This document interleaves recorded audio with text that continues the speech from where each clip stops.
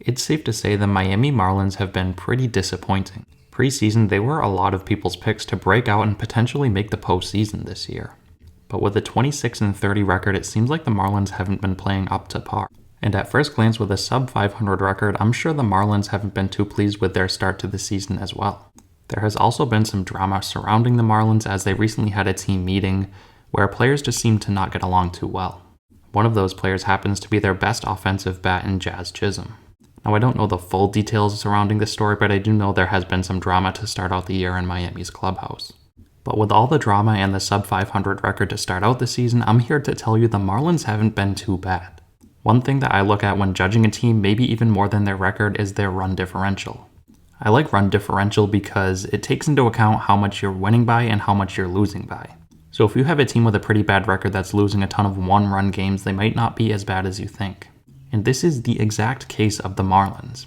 So far this year, the Marlins have 30 losses and 15 of them have been by one run. And yeah, you can make the argument that they need to be better in close games, but all in all, they're really not getting blown out. They're losing some pretty close games. So even in their losses, for the most part, the Marlins are staying relatively competitive. It's not like they're getting blown out night in and night out.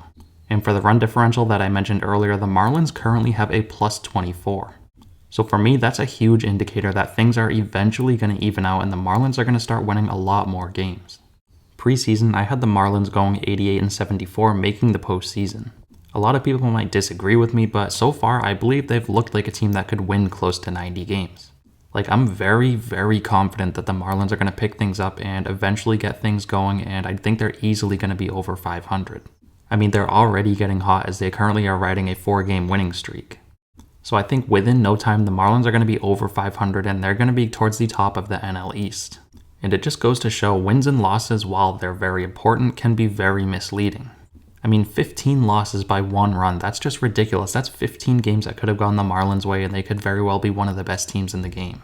So all in all, I think the Marlins are a very good team and I think they're going to be just fine going forward. I mean, they have one of the best starting rotations in all of baseball that consists of 2 Cy Young candidates in Pablo Lopez and Sandy Alcantara.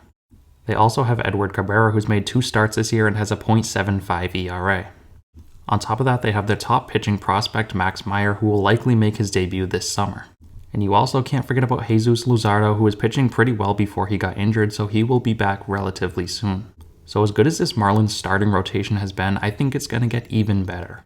As for their offense, it's not the best in the world. I think it's middle of the pack, but I think with how good their pitching is, their hitting doesn't necessarily have to be the best. So far, they've gotten great production out of players like Jazz Chisholm, Jorge Soler, Jesus Aguilar, and Jesus Sanchez. Now for their bullpen, it's not the best as they currently have a 4.18 bullpen ERA, which is 20th in all of baseball. And right now, they don't have too many notable names in their bullpen that really gives me a lot of confidence, but maybe at the deadline they'll buy and pick up some relievers. So I would say the one weak spot for the Marlins up to this point has been their bullpen. So while the Marlins have been pretty disappointing record-wise up to this point, I have a lot of confidence that they're going to pick things up and I really do think they're going to end up making the postseason. They do have a steep hill to climb as they currently sit at 4th place in the NL East, so they have a long way to go, but I think they can do it.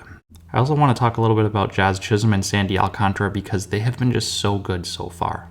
Jazz Chisholm so far is hitting .259 to go along with 12 home runs and 10 stolen bases, and he really looks like he could be a 30-30 guy. He's really been one of the most exciting players to watch in baseball this year. He has an electric personality and he just plays the game with a lot of passion. And I know there's been tons of drama surrounding the Marlins and Chisholm, but I mean, I think he's a good player for the team. He might not be the most likable player in the world because of his confidence, but I mean, the guy's an all-star caliber player. As for Sandy Alcantara, he's been absolutely dominating this year. So far in 84 innings pitched, he has a 1.61 ERA to go along with 77 punchouts.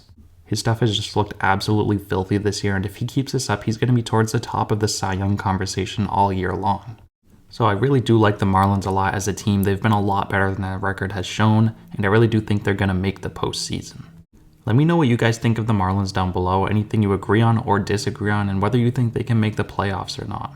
I know this was a relatively short video, but I just wanted to give some quick thoughts here on the Marlins because a lot of people don't seem to realize just how good they've been so far, even with their sub-500 record. But anyways, that's going to wrap the video up today. Thanks so much for watching, and I'll see you next time.